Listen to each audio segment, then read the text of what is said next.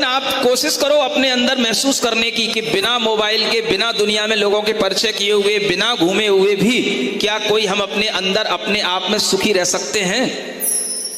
और ये अगर एक बार टेस्ट आ गया तो फिर आपको अपने आप जितने भी ये भोग रस हैं, ये जितने भी दुनिया के इंद्रिय रस हैं, ये सब आपको तुच्छ लगने लग जाएंगे। सबसे बड़ा सुख अपने अंतरंग में निवास करता है। उस अंतरंग में जो सोर्स ऑफ हैप्पीनेस है, उसको अगर हम डिस्कवर करना चाहते हैं तो हमारे अंदर इस तरह की भावना आनी चाहिए कि एक बार हम 5 दिन के लिए अपनी जिंदगी को एक बार दांव पे ही लगा दें। देखते हैं कौन सी दुनिया हमारी चली जाएगी, कौन हमें छोड़ के चला जाएगा। कोई नहीं कहीं चला जाएगा। 5 दिन बाद जब अपने घर पे जाओगे सब ज्यों की त्यों मिलेंगे। उल्टा अच्छा ही कहेंगे, आप नहीं थे, थोड़ा शांति थी।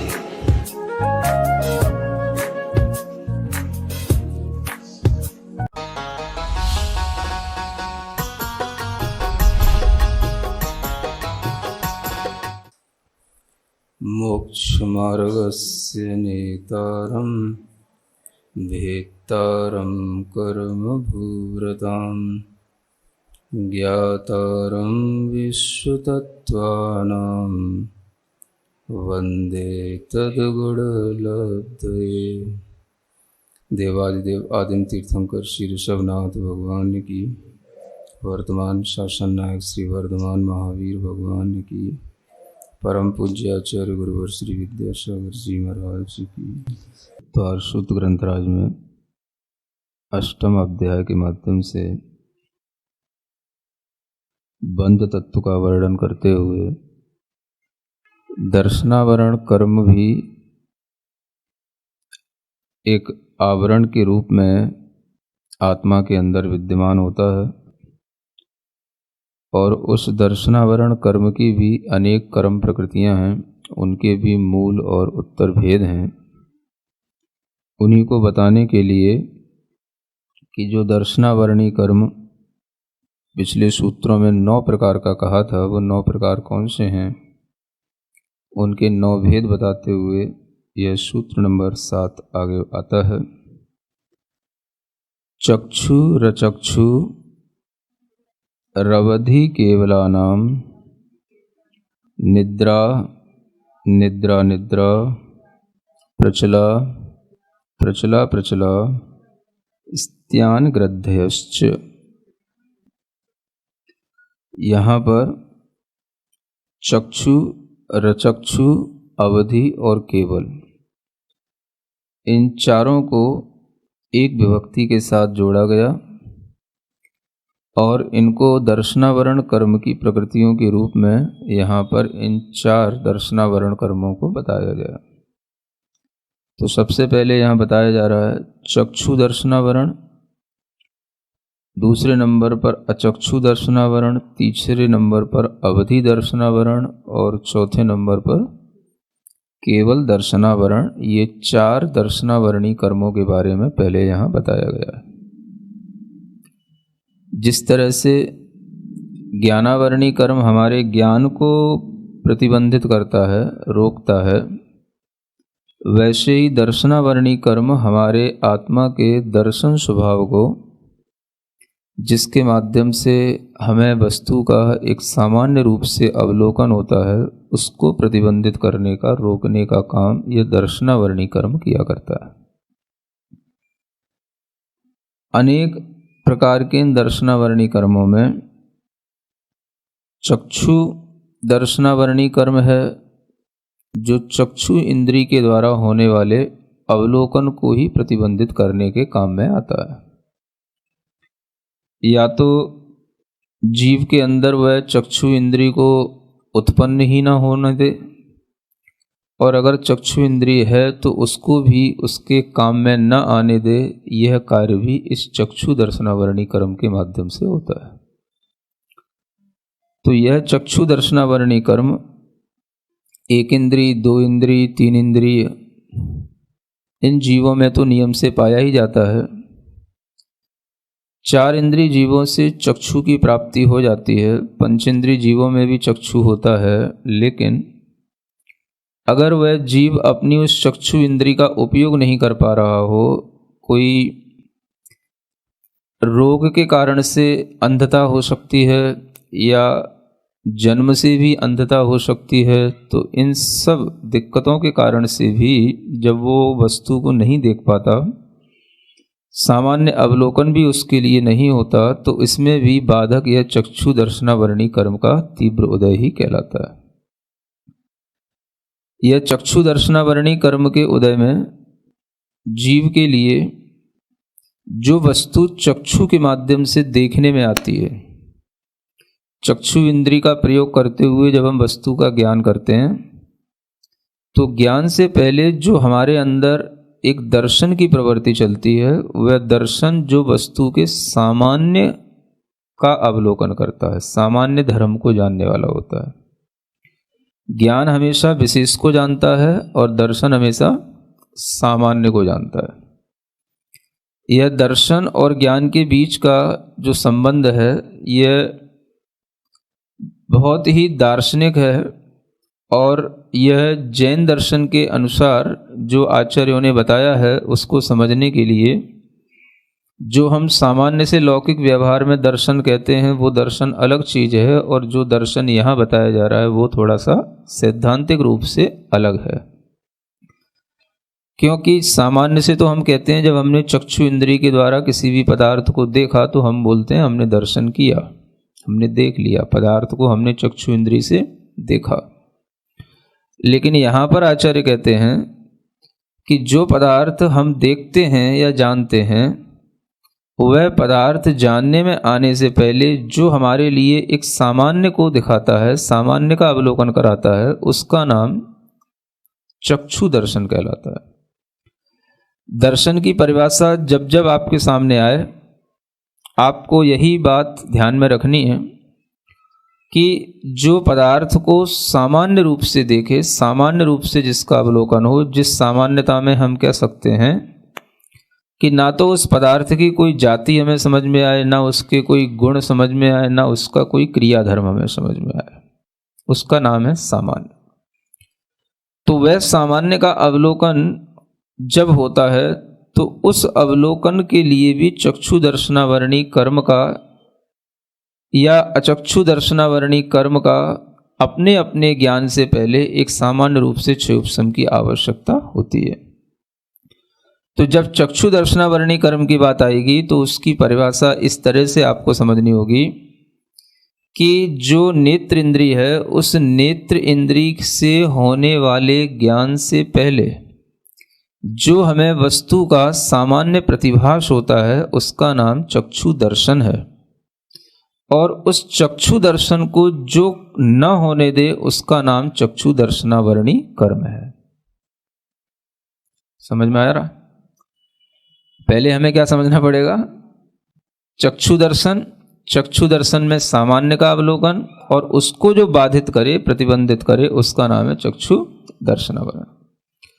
तो जिन जीवों में नेत्र इंद्रिय के माध्यम से पदार्थ को जानने के लिए जब प्रवृत्ति होती है, तो उस प्रवृत्ति में पदार्थ को पहले जानने से पहले एक सामान्य रूप से पदार्थ का ग्रहण किया जाता है।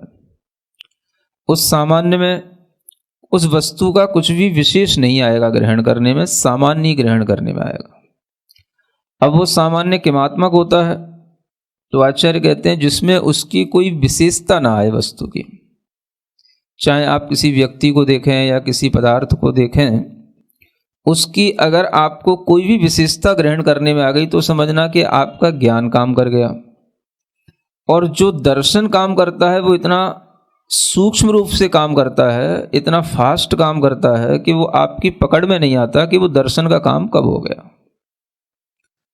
तो दर्शन जो होता है वो ज्ञान से पहले होता है, और यह शर्त भी क्षयोपशमिक ज्ञान के साथ में है। तो जब ज्ञान से पहले दर्शन होगा, तो उस दर्शन में केवल सामान्य ही प्रतिभास होगा, बस कुछ है, और उसमें उसकी किसी भी विशेषता को ध्यान में न रखते हुए जो ज्ञान हो रहा है, जो हमें देखने में आ रहा है, उसका नाम है दर्शन। अगर आपने ये जान लिया कि ये व्यक्ति है, आपने ये जान लिया यह इतना लंबा है, आपने यह जान लिया कि यह यहाँ का है, आपने यह जान लिया कि इसका रंग ऐसा है, तो ये सब चीज़ें उसकी विशेषताएं हो गई। ये विशेषताएं पकड़ी ज्ञान ने। दर्शन ने कब क्या कर लिया वो आपको पकड़ में नहीं आएगा। दर्शन की विशेषता आपको समझने के लिए केवल आपको दर्शन की परिभाषा समझना पड़ेगी और आपको श्रद्धान करना पड़ेगा, क्योंकि जानने में जो आ रहा है वो केवल ज्ञान ही आ रहा है। इसलिए यहां पर कहा जा रहा है कि जो ज्ञान से पहले हमें सामान्य का अवलोकन होता है उसको दर्शन कहते हैं। अब वो दर्शन 4 चीजों से जुड़ता है। अगर नेत्र इंद्रिय से होने वाले ज्ञान से पहले वो सामान्य का अवलोकन होगा तो वो चक्षु दर्शन कहलाएगा, और उस पर जो आवरण करेगा उसका नाम चक्षु दर्शनावरणी कर्म होगा। नेत्र इंद्रिय को छोड़ करके अन्य जो इंद्रियां हैं और यहां तक कि मन भी है, तो उससे होने वाला जो ज्ञान होगा उस ज्ञान से पहले जो सामान्य अवलोकन होगा उसका नाम अचक्षु दर्शनावरण, अचक्षु दर्शन कहलाएगा। और उस अचक्षु दर्शन को जो आवरित करे, उसको जो ना होने दे, उसका नाम अचक्षु दर्शनावरण कहलाएगा। तो ये भी ध्यान में रखें कि जैसे हम नेत्र इंद्रिय से जानते हैं और देखते हैं, वैसे ही हम प्रत्येक इंद्रिय से जानते भी हैं और देखते भी हैं। सामान्य रूप से व्यवहार में केवल इतना ही कहने में आता है हम नेत्र इंद्रिय से देखते हैं। वो देखना एक अलग चीज है, लेकिन जो यहां पर दर्शन की बात कही जा रही है वो यहां पर हर ज्ञान से पहले होने वाला एक सामान्य प्रतिभास, उसको दर्शन कहा जा रहा है। और वो दर्शन प्रत्येक इंद्रिय ज्ञान के साथ में होता है। यानी अगर आप चक्षु इंद्रिय के अलावा कान से शब्द सुन रहे हैं, नाक से गंध सूंघ रहे हैं, स्पर्श कर रहे हैं, रसना से रस का ज्ञान कर रहे हैं, तो उससे पहले भी एक सामान्य दर्शन काम कर रहा है। एक सामान्य आपके लिए प्रतिभास पहले होता है, और उस सामान्य के दर्शन के बाद ही आपको यह उस वस्तु का उस इंद्रिय के माध्यम से ज्ञान होता है। तो इंद्रिय ज्ञान से पहले जो भी आपके लिए होगा वो दर्शन होगा। अगर वो दर्शन चक्षु इंद्रिय के अलावा अन्य इंद्रियों से हो रहा है तो वो अचक्षु दर्शन कहलाएगा।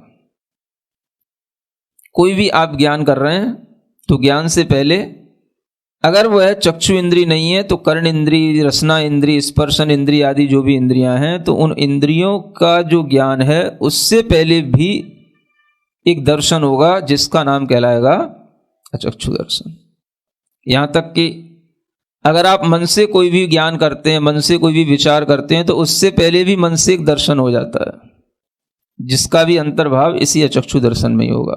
तो 2 ही दर्शन है। जैसे 2 ही ज्ञान हमारे काम में आते हैं, मति ज्ञान और श्रुत ज्ञान, ऐसे ही 2 ही दर्शन हमारे काम में आते हैं, एक चक्षु दर्शन और एक अचक्षु दर्शन।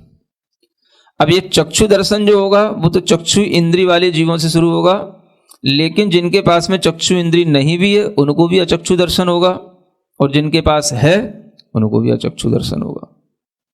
तो अचक्षु दर्शन ये ज्यादा व्यापक हो गया, जो एक इंद्रिय से लेकर के पंचेंद्रिय तक सब जीवों में है। एक इंद्रिय जीव, 2 इंद्रिय जीव भी ये अचक्षु दर्शनावरण कर्म का क्षयोपशम धारण करते हैं। और इसी अचक्षु दर्शनावरण कर्म को भी हम उस ज्ञान के साथ जोड़ सकते हैं जिसकी बारे में कल चर्चा की थी, कि जो नित्य उद्घाटित ज्ञान जिस तरीके से हमेशा जीव के पास रहता है, वैसे ही अचक्षु दर्शन भी थोड़ा हर जीव के पास अवश्य होगा ही होगा। क्योंकि ज्ञान है तो दर्शन भी होगा। ज्ञान और दर्शन की आपस में व्याप्ति है। क्या है व्याप्ति, जानते हैं? हाँ, व्याप्ति का मतलब एक दूसरे के साथ में होने वाला संबंध। और यह व्याप्ति अविनाभाव संबंध के साथ में है कि जहां जहां पर ज्ञान है वहां वहां पर दर्शन भी है, जहां पर ज्ञान का क्षयोपशम है वहां पर दर्शन का क्षयोपशम भी अवश्य होता है। ज्ञान की क्षयोपशम की जिस तरह से दशा बनी रहती है, दर्शन के भी क्षयोपशम की दशा बनी रहती है। और जब ज्ञान क्षयोपशम से क्षयिक हो जाता है तो दर्शन भी क्षयोपशम से क्षयिक हो जाएगा। उसी को हम क्षयिक दर्शन या अनंत दर्शन कहते हैं। तो जिस तरह से ज्ञान का क्षयोपशम भाव चलता है वैसे ही दर्शन का भी चलता है। इसलिए ज्ञान और दर्शन ये दोनों गुण और इनकी परिणतियां हर जीव में एक साथ चला करती हैं, और जहाँ पर ये ज्ञान है वहीं पर दर्शन भी होता है। और ज्ञान और दर्शन का इस तरह से संबंध है कि ज्ञान से पहले दर्शन होना आवश्यक है, लेकिन दोनों का क्षयोपशम एक साथ रह सकता है, उसमें कोई भी बाधा नहीं है। तो वह अचक्षु दर्शन ही है जो एक इंद्रिय निगोद जीव में भी ज्ञान से पहले अवश्य होता है, और उसके माध्यम से भी उसको भी सामान्य का प्रतिभास होता है। अब आप सोचें कि वह जीव अपने आप में वैसे ही बहुत सामान्य है, एक इंद्रिय वाला है और सबसे जघन्यतम उसको ज्ञान है, और उस ज्ञान में भी अगर उसके लिए ये अचक्षु दर्शन हो रहा है तो उसका क्या प्रतिभास होगा, क्या आभास होगा, इसे सर्वज्ञ भगवान के अलावा कोई भी जान नहीं सकता है। तो ऐसे इस अचक्षु दर्शन की व्याप्ति तो सब जीवों में है। अचक्षु दर्शन के बिना कोई भी जीव संसार में नहीं होगा। तो अचक्षु दर्शन हमेशा हर जीव के अंदर अपने अपने क्षयोपशम दशा के अनुसार रहेगा। किसी में कम क्षयोपशम होगा, किसी में ज्यादा होगा, और इसी अचक्षु दर्शन के क्षयोपशम के कारण से जीव को उस अचक्षु के माध्यम से भी अपना ज्ञान हो जाता है, क्योंकि ज्ञान से पहले दर्शन आवश्यक है, दर्शन भी हो जाता है। अगर हम इसको व्यवहार की भाषा में समझें तो ऐसा समझ सकते हैं कि जैसे आप व्यवहार की भाषा में कहते हैं हमने अपनी आंखों से देखा, वैसे ही आप कभी कभी ये महसूस करते हैं कि अगर आपकी आंखों से जो चीज़ दिखाई नहीं देती है, आपकी चीज़ कोई पीठ के पीछे भी है ना, तो वो भी आपको ऐसा लगता है मैं देख ही रहा हूं, मुझे पता है मेरे पीठ के पीछे क्या चल रहा है, मेरे पीठ के पीछे कौन सा जीव बैठा है, या कौन मेरे लिए कैसी उंगली कर रहा है। तो ये जो आपको ज्ञान में आ रहा है, उससे पहले भी आपको क्या हो रहा है, दर्शन हो रहा है ना। यह दर्शन ही आपके लिए अचक्षु दर्शन के रूप में जानना चाहिए, और इसी को आचार्य यहां कहते हैं कि यह सब अपने अपने क्षयोपशम के अनुसार होता है, इसलिए ये सब आवरणीय कर्म है। दर्शन को आवरण करने वाले ये सभी कर्म हैं। तो चक्षु दर्शन और अचक्षु दर्शन, और उसी तरीके से है अवधि दर्शन। ये कब होगा, जब जीव में अवधि ज्ञान होगा। अवधि ज्ञान से पहले जो उसके लिए पुद्गल पदार्थ का, रूपी पदार्थ का एक सामान्य प्रतिभास होगा, वह उसको अवधि दर्शन के माध्यम से होगा, और वह जब तक नहीं हो रहा है तब तक उसके लिए जो आवरणीय कर्म है उसका नाम है अवधि दर्शनावरणीय कर्म। और फिर जो है केवल दर्शन आता है। केवल दर्शन का मतलब जो केवल ज्ञान के साथ में होने वाला दर्शन होता है। जब ये क्षयोपशम ज्ञान के साथ में दर्शन होगा तब तो ज्ञान से पहले दर्शन होगा, और जब ज्ञान की क्षयिक दशा आ जाएगी, जब केवल ज्ञान के साथ होगा, तो दर्शन फिर उसके साथ कहलाएगा, आगे पीछे नहीं होगा। तो केवली भगवान सभी पदार्थों को प्रत्यक्ष रूप से हर समय पर एक साथ देखते भी हैं, सामान्य रूप से भी और विशेष रूप से जानते भी हैं। तो ये सामान्य और विशेष का जो ज्ञान है, यह एक साथ होने का ये परिणमन केवल केवली भगवान में होता है। बाकी क्षयोपशम दशा में ये आगे पीछे चलता है। इसलिए यहाँ पर जो 4 प्रकार का यह आवरणीय कर्म बताया जा रहा है, उसमें आपको मनः पर्यय नाम का कोई आवरणीय कर्म नहीं बताया गया है ना। माने आप ये जान के रखें कि जो दर्शन होता है वो दर्शन ज्ञान से पहले होता है, लेकिन वो ज्ञान और दर्शन की जो आपस में व्याप्ति है वह व्याप्ति इन्हीं दर्शनों के साथ में है। चक्षु दर्शन, अचक्षु दर्शन, अवधि दर्शन और केवल दर्शन। अब आप कहें कि मतिक ज्ञान का भी कोई दर्शन है कि नहीं, श्रुत ज्ञान का कोई दर्शन है कि नहीं, या मनः पर्यय ज्ञान का तो दर्शन इसमें स्पष्ट रूप से है ही नहीं। तो मनः पर्यय ज्ञान से पहले दर्शन नहीं होता। मनः पर्यय ज्ञान से पहले भी एक ज्ञान होता है जिसको ईहा मतिक ज्ञान कहा गया है। वो मनः पर्यय ज्ञान ईहा मतिक ज्ञान पूर्वक होगा। इच्छा पैदा होगी, वह मतिक ज्ञान की परिणति होगी, जिसके माध्यम से वो जानेगा कि मैं इसके मन की बात को जानूं। तो ज्ञान से पहले वहां पर दर्शन की आवश्यकता नहीं है, वहां पर ज्ञान से पहले ईहा मतिक ज्ञान की आवश्यकता है। और जो भी मतिक ज्ञान, श्रुत ज्ञान से पहले होने वाले ये दर्शन है, वो ये चक्षु दर्शन और अचक्षु दर्शन ही है। इसलिए ज्ञान तो 5 प्रकार के हैं, लेकिन दर्शन 4 प्रकार के हैं। इन दर्शनावरणीय कर्मों के माध्यम से आत्मा के अंदर उसकी जो संचेतना है, स्व संवेदन का एक भाव है, वह सारा का सारा लुप्त हो जाता है। और इन्हीं दर्शनावरण कर्मों के कारण से जीव पदार्थ को जानने में भी असमर्थ हो जाता है। इसलिए यह दर्शनावरणी कर्म कहे जाते हैं। और इन्हीं दर्शनावरणी कर्मों में ये 4 भेद होने के बाद में 5 एक निद्राओं का उल्लेख अलग से और किया गया है। 4 जो कर्म हैं ये तो दर्शनावरणी कर्म के रूप में कहे गए, ये भी दर्शनावरणी कर्म हैं, लेकिन ये निद्रा के साथ में है, ये निद्रा रूप में, इसलिए इनको अलग विभक्ति के साथ में लिखा गया। ये 5 प्रकार की निद्राएं हैं जिनसे भी यह जीव अपनी चेतना का कुछ भी आभास नहीं कर पाता। यूं कहें स्व संवेदन नहीं हो पाता कि मैं हूं भी कि नहीं हूं। बना तो रहता है, लेकिन जैसा जागृति पूर्वक उसको स्व संवेदन होना चाहिए वैसा संवेदन इन निद्राओं में नहीं होता। इसलिए इन निद्राओं के माध्यम से जीव के अंदर एक अचेतन सी अवस्था आ जाती है। तो आचार्य कहते हैं निद्रा जीव को अचेतन बना देती है, चेतन होते हुए भी क्या कर देती है, अचेतन। निद्रा, निद्रा, निद्रा का मतलब प्राकृत में निद्रा है ना। मूलाचार ग्रंथ में गाथा आती है, उसमें लिखा हुआ है निद्रा जीवम अचेरणम कुणदी। जीव को जो है निद्रा अचेतन कर देती है।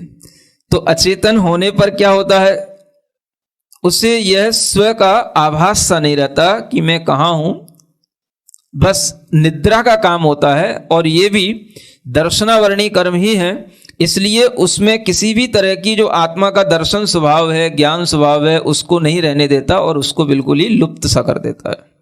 तो ऐसी निद्राओं के यहाँ 5 भेद बताए गए हैं। एक तो है निद्रा दर्शनावरणी कर्म, तो ये निद्रा में सामान्य निद्रा है जो सब लोगों के लिए अवश्य रूप से आती है। और जो भी शरीर की थकान है, दिन भर का परिश्रम है, इंद्रियों के लिए आराम मिलना है, शरीर को भी जो है अपना आराम देने के लिए ये निद्रा आवश्यक होती है। इस निद्रा के उदय में जीव क्या करता है, सो भी लेता है और बहुत जल्दी जग भी लेता है। इस निद्रा के उदय में जीव, जैसे कि आपने देखा हो कुत्ते की नींद देखी, हाँ? अच्छी नींद, जागृत नींद जो है कुत्ते की मानी जाती है। व्यक्ति सो भी रहा हो, सोते सोते अगर थोड़ी सी भी आहट मिले और जग जाए, है ना, श्वान निद्रा बोली जाती है। खासतौर से कहा जाता है जो पढ़ने वाले लोग हैं, विद्यार्थी हैं, उनकी निद्रा श्वान निद्रा होनी चाहिए। ये निद्रा तो आवश्यक हो जाती है। अब दूसरी जो निद्रा है वो निद्रा निद्रा कहलाती है। ये क्या हो गया, ये निद्रा के ऊपर भी एक और निद्रा हो गई, माने निद्रा डबल हो गई, निद्रा का भार बढ़ गया। अब जब निद्रा का भार बढ़ जाएगा तो भार आपकी आंखों पे भी बढ़ जाएगा, सिर पे भी बढ़ जाएगा। तो इस निद्रा में ऐसा लगता है जैसे आंखों में किसी ने बालू डाल दी हो, जैसे बालू चली जाए तो आंखें फिर खुलती नहीं है। तो ऐसे ही निद्रा के भार में आंखें खुलती नहीं, और सिर पे जैसे किसी ने पत्थर रख दिया हो ऐसा सिर भारी होता है। तो वह या तो आंखें खोल नहीं पाता, और खोल लेगा तो तुरंत बंद कर लेगा, और बंद करके तुरंत फिर बहुत गहरी नींद में चला जाएगा, और फिर ऐसी गहरी नींद में चला जाएगा कि वह कहीं भी पड़ा पड़ा खर्राटे लेने लगेगा। ये खर्राटे के बातें हैं, ये निद्रा के उदय में आते हैं। और निद्रा के उदय में व्यक्ति चलते चलते भी कहीं पर भी खड़ा हो जाए, खड़े खड़े कहीं पर भी बैठ जाए, बैठे बैठे कहीं पर भी लेट जाए, लेटे लेटे कहीं पर भी खर्राटे लेने लग जाए। उसके लिए कंडीशन नहीं है कि मुझे अच्छी जगह पे ही लेटना है, तो कहीं भी लेट सकता है। इस निद्रा के उदय में वह पेड़ के ऊपर भी सो सकता है, कहीं ऊबड़ खाबड़ कोई भी जमीन हो, गड्ढा हो, कहीं पर भी सो सकता है। और कहीं पर भी उसको गर्मी सर्दी में कहीं पर भी लिटा दो, बस जैसे ही लेटा और शुरू हो गया वो। तो ये क्या कहलाता है, ये निद्रा कहलाती है। इसमें उसके अंदर होश नहीं रहता, ज्ञान नहीं रहता कि हमारे आसपास क्या चल रहा है।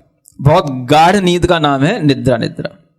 तो इस तरह की ये निद्रा ये भी एक दर्शनावरणी कर्म है। और इस कर्म के माध्यम से भी वह जीव जिस समय पर सो रहा होता है, अपनी चेतना उसकी बिल्कुल अस्त हो चुकी होती है, और उसी के कारण से वह उसे बाहरी की किसी भी चीज का कोई भी ज्ञान नहीं होता। इसलिए यह निद्रा कहलाती है। फिर तीसरी निद्रा का नाम है प्रचला। प्रचला का मतलब होता है जो अपनी आत्मा को चलायमान कर दे, जिसके माध्यम से क्रिया भी होने लग जाए, शरीर हिलने डुलने भी लग जाए। बैठे बैठे भी शरीर हिलने डुलने लग सकता है। इस प्रचला के उदय में आदमी बैठे बैठे सो लेगा और सोते सोते थोड़ा सा आंखें भारी रहेंगी, थोड़ी आंखें उसकी खुली भी दिखाई देंगी, लेकिन बहुत जल्दी वो नींद में भी चला जाता है और बहुत जल्दी थोड़ा सा फिर आंखें खोल करके देखने की कोशिश करता है और फिर जो है बाहर की परिस्थिति को समझ करके फिर सो लेता है। जो अक्सर आप देखते हो उपदेशों की सभाओं में जो लोग बैठे बैठे सोते हैं वो सब प्रचला में होते हैं। समझ आ रहा है? निद्रा में तो थकान दूर होती है और प्रचला में क्या होता है, शरीर हिलता है। अब निद्रा निद्रा उसको इसलिए नहीं कह सकते क्योंकि वहां पे वो खर्राटे नहीं ले सकता, बहुत ज्यादा गहरी निद्रा में नहीं जा सकता। उससे पूछा जाए क्यों सुन रहे हो, एकदम से अलर्ट हो जाएगा, हाँ सुन रहा हूं। जाग रहे हो? हाँ जाग रहा हूं। तो प्रचला में उसके अंदर इस तरीके का भाव रहता है। तो ये निद्रा निद्रा अलग टाइप की हो गई और प्रचला जो होती है ये थोड़ी अलग टाइप की है। और फिर इससे भी बड़ी चीज आ जाती है प्रचला प्रचला। इसमें क्या होता है, अब ये डबल प्रचला हो गई। पहले तो थोड़ा सा चल रहा था, अब तो ये बहुत ज्यादा चलने लग जाता है। तो चलने का मतलब यह है कुछ ऐसी भी निद्राएं होती हैं, है ना, कभी आपने देखा हो, मैंने भी देखा है कि मतलब इतनी डेंजरस निद्राएं होती हैं कि आदमी अगर यहां पर बैठ जाए तो यहां पर सो जाए और वह सोते सोते भी चलता चलता वहां से वहां पहुंच जाए। मतलब इतना खतरनाक है वो निद्रा, ये प्रचला प्रचला भी, कि इसमें आदमी चलता है सोते हुए। तो ये बहुत खतरनाक निद्रा है और इस निद्रा में भी बहुत सारी घटनाएं हो सकती हैं क्योंकि जब उसे पता ही नहीं है कि वो घूमते घूमते कहां पहुंच गया। इसमें भी उसके अंदर ये लार टपकने वाली प्रक्रिया रहेगी और उसको जो है किसी भी तरीके से उसकी निद्रा को अगर हटाया भी जाएगा तो वो थोड़ी सी निद्रा में नहीं हटेगा। मतलब कि अगर उसको थोड़ा सा हिलाया जाए, हल्का सा उसको बताया जाए तो हल्के से में कुछ नहीं होएगा। उसको तोड़ने के लिए बड़ा मतलब पुरुषार्थ करना पड़ेगा और उसके लिए भी स्वयं में भी उसकी वो निद्रा तब टूटेगी जब इसका भी जब उदय है तो वो कुछ देर तक चलता है। जब वो देर हल्की हो जाएगी, वो टाइम पूरा हो जाएगा, तभी उसकी आंखें खुलेंगी। कुंभकर्ण की नींद को भी हम प्रचला प्रचला नहीं कह सकते हैं, वो निद्रा निद्रा कहलाएगी जिसमें व्यक्ति बहुत ज्यादा सोता है, नींद के बाद भी उसको नींद आती है तो उसे निद्रा निद्रा बोलते हैं। तो ये प्रचला प्रचला के बाद में इससे भी ज्यादा खतरनाक निद्रा है जिसका नाम है स्त्यान ग्रद्धि। स्त्यान का मतलब होता है कि ये जैसे सोते सोते ही स्वप्न में भी इसके अंदर एक इतना रौद्रपने का कार्य हो जाता है, साहस आ जाता है कि वह व्यक्ति कहीं पर भी सोते हुए ही चला जा सकता है और चलते चलते हुए कहीं जैसे नदी के किनारे पहुंच जाए, पर्वत के स्थान पर पहुंच जाए, वो पर्वत को लांघ सकता है, नदी को क्रॉस कर सकता है। सोते समय उसके अंदर इतनी ताकत आ जाती है। जब तक सोता रहेगा तब तक उसके अंदर इस तरीके की शक्ति बनी रहेगी और जहां उसकी ये निद्रा टूट गई वहीं पर वह उसी समय पर वहीं पर ढेर हो जाएगा। वो अगर मान लो कहीं पर्वत पर चढ़ रहा हो और उसकी निद्रा टूट जाए तो फिर नहीं चढ़ पाएगा, फिर गिर पड़ेगा तो नीचे पड़ेगा। नदी में तैर रहा हो, जा रहा हो, डूब जाएगा। जब तक निद्रा का उदय है वो कुछ भी कर सकता है। बड़े बड़े रौद्र कर्म भी इसमें कर दिए जाते हैं और इसमें किसी का वह मर्डर करके भी आ सकता है, किसी के लिए कहीं से कहीं तक नुकसान भी पहुंचा करके आ सकता है, अपने घर के भी लोगों को करके आ सकता है, दूसरे कहीं दूर दराज भी जा करके लौट करके आ सकता है, उसे पता नहीं होगा। मान लो पानी में गया, भीग गया, उसे पता नहीं है। जब वो सो करके उठेगा, वो घटना करके आ गया, किसी का मर्डर करके आ गया, लौट करके अपने बिस्तर पे आकर के पड़ा है, सो गया और फिर जब उसकी नींद खुली तब वो देखेगा कि मेरे सब कपड़े गीले क्यों हैं। उसे खुद नहीं पता होगा मेरे कपड़े गीले क्यों हैं, वो कहां क्या करके आ गया। दूसरी जगह पर वीडियो कैमरे लगे होंगे, वो कैच कर लेंगे कि ये व्यक्ति यहां आया था, लेकिन उसे खुद नहीं मालूम कि मैं यहां कहां गया था। तो ऐसी भी घटनाएं होती हैं और ये घटनाएं भी कई तरीके से विदेशों में भी हुई हैं और इनके पीछे भी सर्च की गई है और इसको भी वैज्ञानिकों ने स्वीकार किया है कि हाँ, ऐसा भी नींद में होने वाला कार्य होता है। तो ये स्त्यान ग्रंथि का कार्य है, यह भी सबसे बड़ी निद्रा है और इस तरह की जो तीव्र निद्रा है ये बहुत ज्यादा नुकसान पहुंचाने वाली है। व्यक्ति के अंदर पाप कराने की सामर्थ्य, रौद्र कर्म कराने की सामर्थ्य इस निद्रा में है और इस निद्रा के माध्यम से व्यक्ति दूर दूर तक जाकर के भी कहीं पर भी अपने को खतरे में डाल सकता है और किसी के लिए भी खतरा बन सकता है। तो ये देखो कर्म के उदय। आप कहते हो हम भीतर से सावधान हैं, आप कहते हो हम अपनी दवाइयों से सब काम कर लेंगे, आप क्या क्या कर लोगे? स्त्यान ग्रंथि का कोई इलाज नहीं है, समझ में आ रहा है? प्रचला का भी कोई इलाज नहीं है। इलाज तो इस चीज का है कि बस अगर आपको नींद नहीं आ रही है तो एनेस्थेसिया के इंजेक्शन लगा देगा या कोई आपको बेहोशी की दवाई दे देगा, नींद की दवाई दे देगा, वो खा लो, पड़े रहो बेहोशी में, ये है।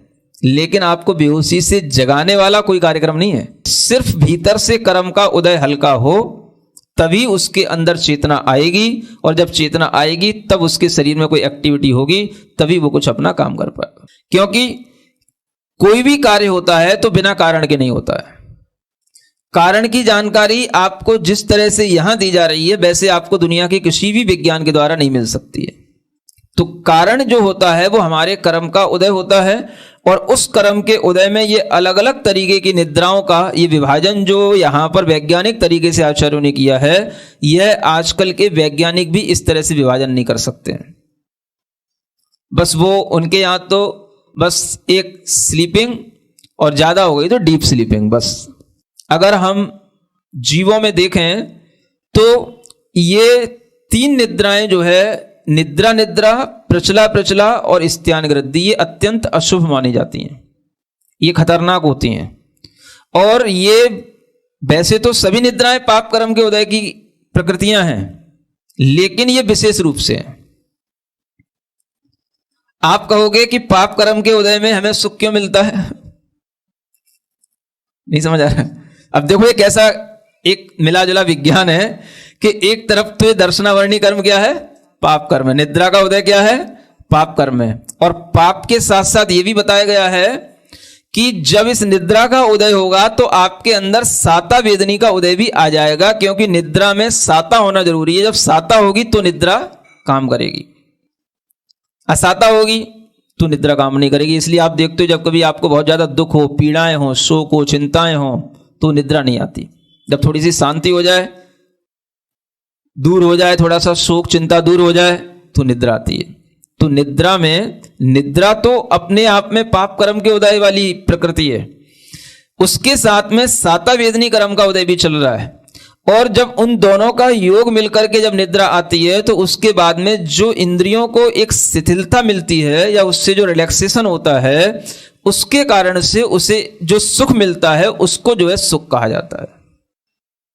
लेकिन वह सुख उसकी अपेक्षा से पाप है जो वास्तव में उस समय पर अगर देखा जाए तो आत्मा का कोई संवेदन नहीं है, आत्मा का कोई भी उसके लिए भान नहीं है, किसी भी तरीके से अपनी चेष्टाओं पर भी कंट्रोल पाने का उसके ऊपर कोई उपाय नहीं है। और इस तरह की प्रवृत्ति होने के कारण से वह पाप कर्म का उदय कहलाता है या पाप प्रकृति कही जाती है।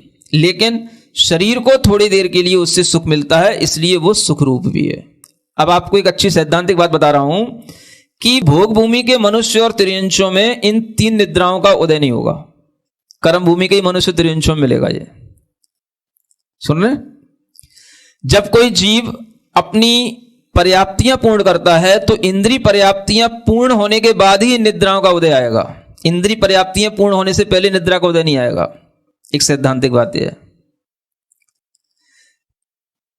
जब कोई जीव आहारक रिद्धि बना रहा हो या वैक्रियक रिद्धि बना रहा हो तो उससे पूर्व में भी इन तीन निद्राओं का उदय नहीं होगा, क्योंकि रिद्धि बनाने से पहले, रिद्धियों के उत्थापन से पहले भी इन निद्राओं का उदय नहीं होना चाहिए।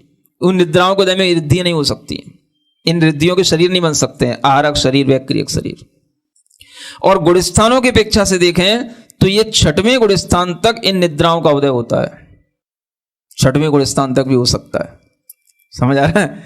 सातवें गुणस्थान से निद्राओं का उदय नहीं होता और 7वें गुण स्थान से ये तीनों निद्राएं अपने आप उदय विच्युति को प्राप्त हो जाती हैं। इन निद्राओं का उदय काल केवल 6वें गुण स्थान तक ही रहता है। तो ये निद्राओं की भीतरी एक सैद्धांतिक व्यवस्था है। उसके बाद में निद्रा, प्रचला, इन कर्मों का उदय तो रहेगा, लेकिन उनका कार्य नहीं दिखेगा, क्योंकि आगे के गुणस्थानों के कारण से उन जीवों में इतनी विशुद्धि रहती है कि वो निद्रा को भी जो है जीतने लग जाते हैं। और निद्रा को जीतने के बाद ही ध्यान शुरू होता है। ध्यान कब शुरू होगा? जब आप निद्रा जीत पाओगे। जिनको निद्रा जीतने में नहीं आती वो कभी ध्यान नहीं कर सकते। जब आप ध्यान में बैठोगे तो ध्यान नहीं होने के कारण से निद्रा का उदय आ जाएगा, और जब निद्रा का उदय होगा तो आपको फिर ध्यान नहीं होएगा। तो इसलिए ध्यान में सबसे ज्यादा बाधा की निद्रा है। इसलिए योगी लोग निद्रा को जीतते हैं। निद्रा को जीतने के लिए भी अनेक तरीके के उपाय होते हैं।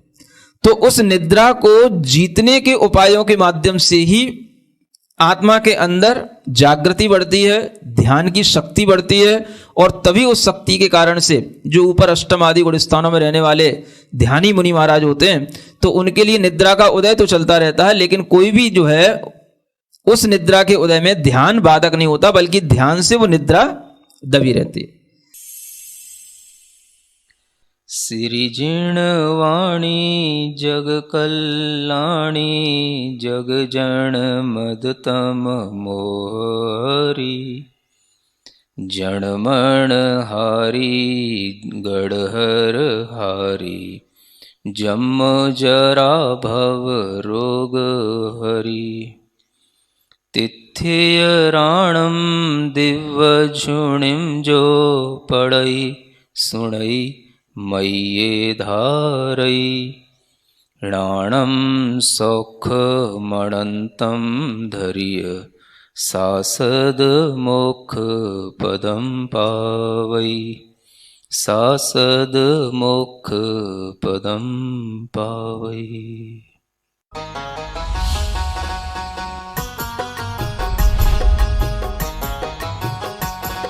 यदि आप भी अपने बच्चों को गुणवत्तापूर्ण शिक्षा देकर संस्कारित बनाना चाहते हैं, सरकारी नौकरी या विश्वविद्यालय में प्रोफेसर बनाना चाहते हैं, आप चाहते हैं कि आपके बच्चे को राष्ट्रपति पुरस्कार या पद्मश्री जैसे पुरस्कारों से अलंकृत किया जाए, तो आपके लाडले की संपूर्ण पढ़ाई निःशुल्क हम कराएंगे। पूज्य गणेश प्रसाद वर्णी जी द्वारा स्थापित संत शिरोमणि आचार्य श्री विद्यासागर जी महाराज द्वारा पुनरुद्धारित पूज्य मुनि श्री प्रणम्य सागर जी महाराज के आशीर्वाद से संचालित श्री सियादवाद महाविद्यालय वाराणसी में। जी हाँ, यहाँ पढ़ने वाले 100 से अधिक परा स्नातक बन चुके हैं। अनेक विश्वविद्यालयों में प्रोफेसर्स 15 से अधिक प्राप्त कर चुके हैं राष्ट्रपति पुरस्कार। इतना ही नहीं, इसी वर्ष 2024 में भी एक विद्वान को पद्मश्री पुरस्कार से सम्मानित किया जा चुका है। प्रवेश प्रारंभ 10वीं अथवा 12वीं पास छात्र सीधे ले सकते हैं प्रवेश। आवास, भोजन, शिक्षण आदि सभी व्यवस्थाएं बिल्कुल निःशुल्क। श्री सियादवाद महाविद्यालय, भदेनी, वाराणसी, उत्तर प्रदेश, भारत। संपर्क करें 9695338108, 9506602715, 9111229620।